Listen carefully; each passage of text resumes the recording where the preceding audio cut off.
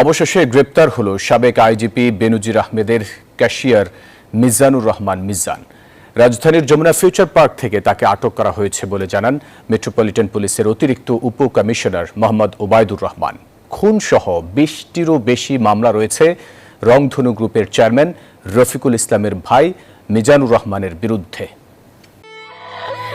আমার ছেলে সারাক্ষণ আমাকে মা মা মা করে ডাকতো। এই আর্তনাদ এক সন্তানহারা মায়ের।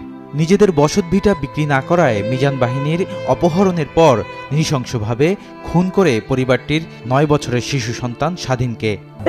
মিজান সাহেব তার ভাই রফিক চেয়ারম্যান তার চেলাপেলা দিয়ে করাইছে।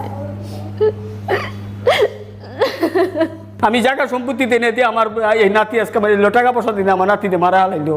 আন্ডা রফিক মিজান তাগর নির্দেশে আজকে আমার নাতি পানিটা বাঁচতে আছে মৃত্যু